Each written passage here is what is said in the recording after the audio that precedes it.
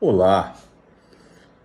Recentemente o STJ decidiu que não compete aos terapeutas ocupacionais e aos fisioterapeutas darem diagnósticos, mesmo os diagnósticos funcionais previstos em resoluções do Conselho Federal dessas profissões regulamentadas em 1969, se eu não estou enganado quanto à data.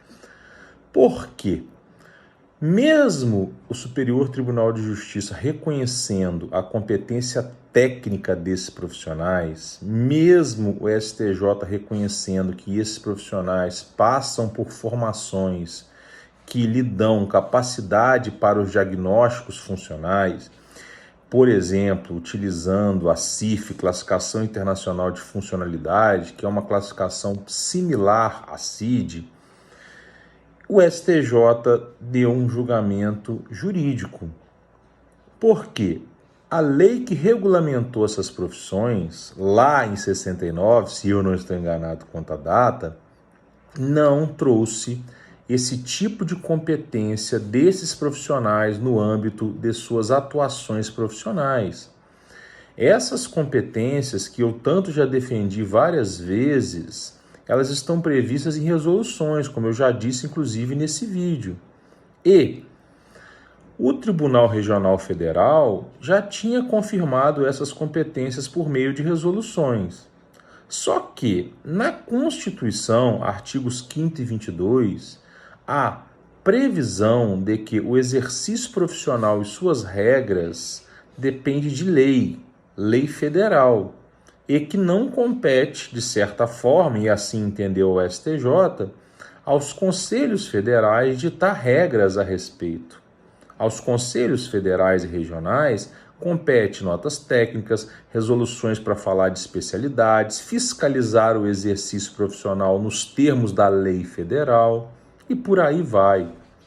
Inclusive, o Conselho Federal de Medicina já teve uma questão jurídica que ele perdeu. O Conselho Federal de Psicologia já teve uma questão jurídica que também perdeu nesse sentido.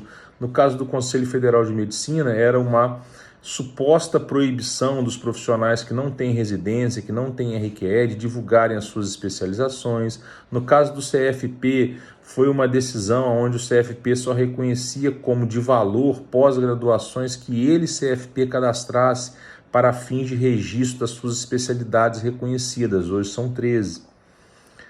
Tanto para o CFM como para o CFP, entendeu a Justiça que não compete aos conselhos ditar requisitos para o exercício profissional. E foi com esse mesmo raciocínio que o STJ assim decidiu.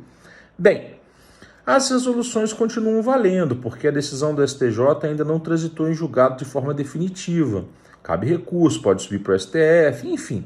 Também não é uma decisão que tem efeito imediato por N questões, mas a probabilidade dessa decisão se manter, seja no STF ou dentro do próprio STJ, e essas resoluções serem canceladas ou revogadas, é muito grande. Com isso, perde-se um grande papel dos fisioterapeutas e dos terapeutas ocupacionais no exercício de suas funções, mas, ao meu ver, para o contexto desse vídeo, principalmente nesses diagnósticos, o que tecnicamente é muito ruim. Mas juridicamente a decisão do STJ me parece acertada, nada contra a categoria, muito pelo contrário, nem nada a favor ao STJ. Não, estou fazendo uma análise apenas jurídica e também fazendo ponderações técnicas, como o próprio STJ fez. O que o Conselho Federal tem que fazer, essas profissões têm que fazer agora? Lutar por uma nova regulamentação, lutar por uma lei onde tenha previsibilidade dessas competências para que não fique aresta para possíveis discussões jurídicas.